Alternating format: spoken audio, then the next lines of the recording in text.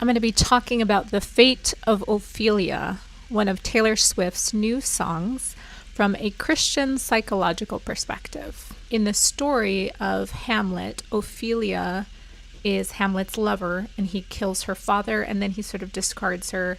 And as she's sitting by the river, grieving, weaving together flowers to make little crowns, she dies.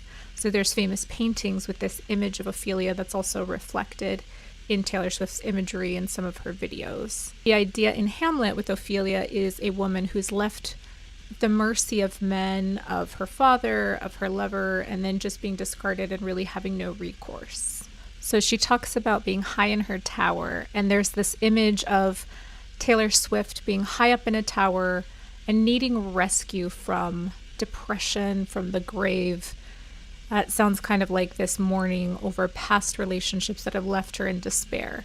And it seems like the image is her now fiancé coming to rescue her from this fate. From an attachment perspective in psychology, this song demonstrates sort of a pattern that you hear in a lot of Taylor Swift's music, which is an idealization of a romantic partner and then eventually maybe devaluing them later when they no longer are either treating her right or maybe no longer serving the function she would like them to serve, and there's a discarding phase or a phase where they come off of the pedestal that they're on.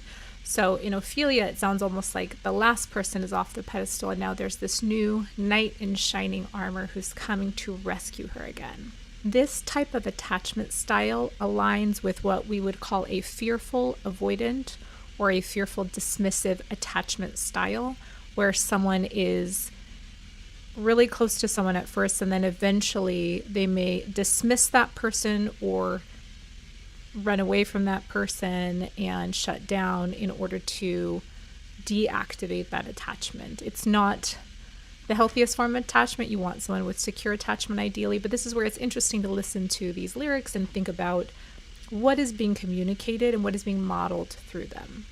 Some of the lyrics sound like what a psychologist would call splitting.